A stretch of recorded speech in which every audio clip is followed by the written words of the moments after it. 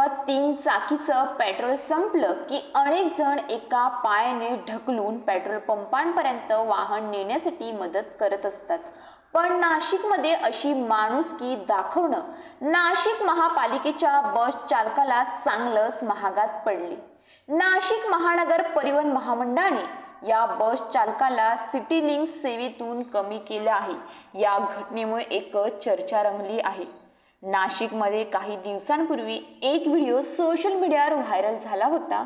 यामध्ये 13 जानेवारी 2025 रोजी city link चालक वाहकाने एका रिक्षास टोईंग केलं होतं. म्हणजे सिटी लिंक बस चालक आणि वाहकाने एका रिक्षाला पाय लावून पेट्रोल पंपापर्यंत नेण्यास मदत केली. बस चालकाच्या माणुसकीचं सोशल मीडियावर कौतुक होतं.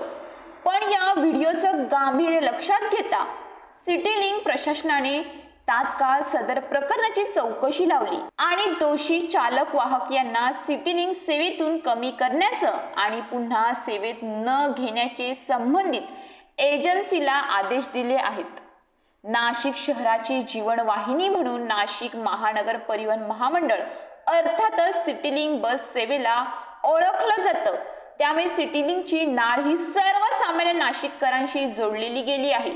त्यामुळे आरामदायी किफायतशीर दर अद्ययावत सुविधांबरोबरच प्रवाशांची सुरक्षितता केंद्रस्थानी ठेवून सिटी लिंक दृष्टीनेच आपले पुढील नियोजन करत असते.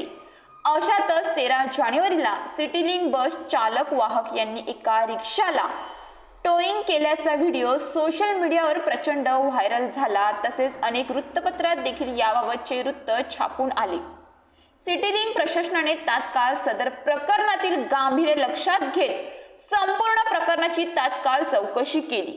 13 जानेवारीला बस क्रमांक MH15GV 7931 ही बस पिंपळगाव बसवत ते नवी CBS या मार्गावर धावत असतानाच HAL गेट जवळ एका बंद पडलेल्या रिक्षाला सदर बसच्या चालक वाहक यांनी सिटी लिंक कार्यालयाशी कोणताही संपर्क न साधता तसंच कोणतीही पूर्वकल्पना न देता रिक्षाला टोईंग केलं. सुदैवाने सदर घटनेत कोणतीही अनुचित घटना घडली नसली तरी नियमांचे सर्रासपणे उल्लंघन करण्यात आल्याचे प्रशासनाने घटनेचे गांभीर्य लक्षात घेता तात्काळ सदर प्रकरणाची चौकशी केली.